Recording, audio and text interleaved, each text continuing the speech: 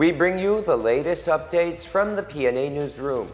Government agencies have launched various initiatives to help commuters as transport groups stage their week-long strike starting today. They assured that enough rides will be available to mitigate the effects of the strike. Marita Moahe has the story. The Department of Transportation said railway lines are ready to extend their trips to ease the effect of the transport strike on public commuters. The Philippine National Railways is adding 14 trips today, increasing the total trips from 46 to 60. The PNR will also add one trip from Tutuban Station and extend its trip departing at 8:46 p.m. DOTr Secretary Jaime Bautista added that the transport strike has less effect than what is expected. Ang initial report po sa amin ay hindi naman masyadong naka-apekto yung ginawang pagtigil ng iba sa mga ating mga drivers and operators. No? Karamihan ay lumapas din yung mga or pumatada pa rin yung mga drivers natin dito sa Metro Manila and sa other provinces. No? Ang report po sa amin, Bacolod, walang sumama. No? Regions 9, 10, 11, 12 ay hindi rin sumama. No? Opo. Kahapon, nakausap ko yung mga operators natin sa Laguna, sa Cavite at Bulacan. At Tarlac ay hindi rin sila sumama.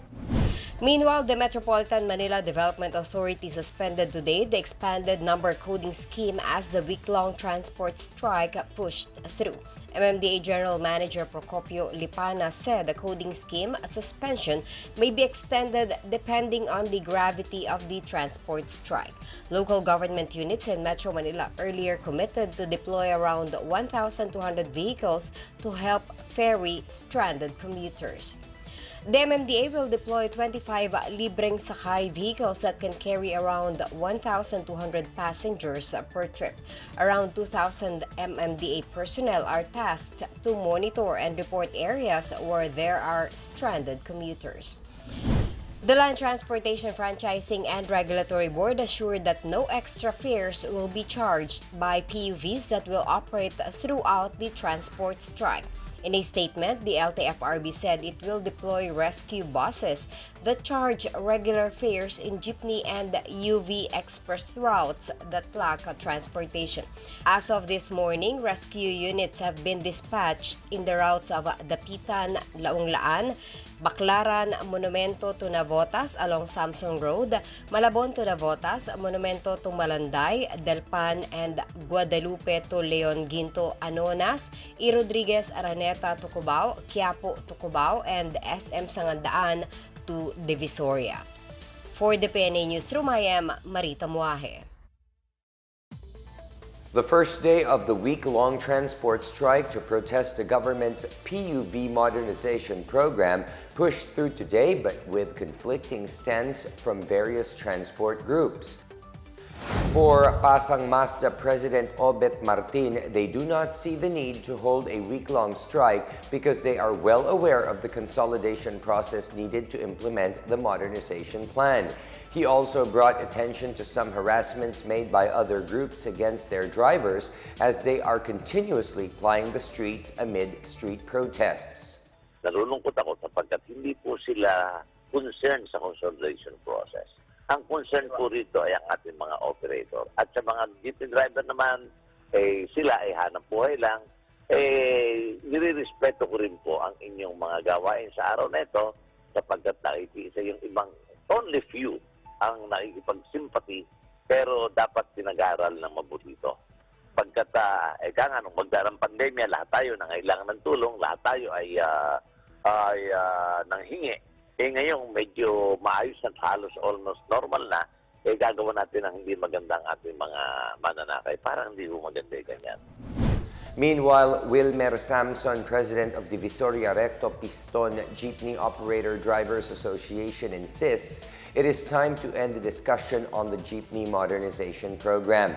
Samson asked President Ferdinand R. Marcos Jr. to just allow them to fly using their traditional units. The group also displayed some of the updated units they had made with the assistance of local manufacturers. Ito ay nagsama-sama po rito sa Gasak Recto, sa Gasak Divisoria dito po sa Malabon upang ibigay aming panawagan sa kay Mr. President na makiusap sa lahat ng gobyerno, lalo kay Mr. President Marcos na huwag na po kaming alisin dito sa lansangan itong mga maiksi na ruta ng Gasak Recto at Gasak Divisoria dahil po hindi po namin kakayanin ang 2.6 million sa simpleng association lang. Hindi po kami kooperatiba, kami po ay association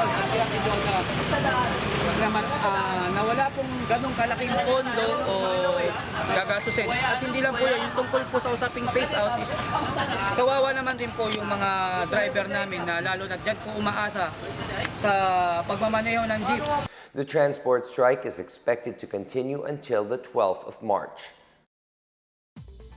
Various government agencies are now working to help areas as well as residents affected by the oil spill incident in Oriental Mindoro. In a meeting, the Department of Health, together with other concerned national and local government units, stressed the significance of immediately containing the negative effects of the oil leakage. The DOH has provided affected residents with health commodities such as medicine, face masks, nebulizer, oxygen concentrators, and other supplies. President Ferdinand R. Marcos Jr. on Friday has tasked the Department of Social Welfare and Development to lead the distribution of assistance to affected families and individuals, particularly the affected fisher folk. The municipality of Pola in Oriental Mindoro has been declared in a state of calamity as the seawater and shoreline have turned black and various species of fish have perished. Meanwhile, Antique Governor Rodora Cadiao said she already has requested assistance to the national government as the fishing and seaweed industries in Caluya are seriously threatened by the incident. At least 3 barangays in the municipality of Caluya were affected by the oil spill, as well as the beaches of Sitio Sabang in Barangay Tinogbok, Liwagaw Island, and Sitio Tambak in Barangay Semirara. And in other news, a magnitude 5.2 earthquake struck southeast of New Bataan, Davao de Oro early this morning. In an updated report, the Philippine Institute of Volcanology and Seismology, or PHIVOC, said the quake, which occurred at 4:43 a.m., was 1 kilometer deep and tectonic in origin. The earthquake was felt at intensity 4 in New Bataan, Maco, and Mawab town, intensity 3 in Nabunturan, intensity 2 in Laak, all in Davao de Oro, and intensity 1 in Bislig City, Surigao del Sur. Intensity 2 was recorded via machine in Davao City.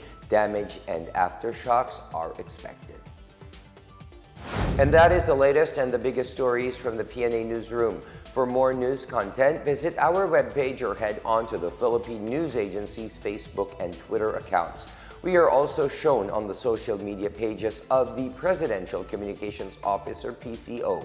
Stay tuned for more news updates. I am William Theo. We tell stories that inspire change. Good day, everyone.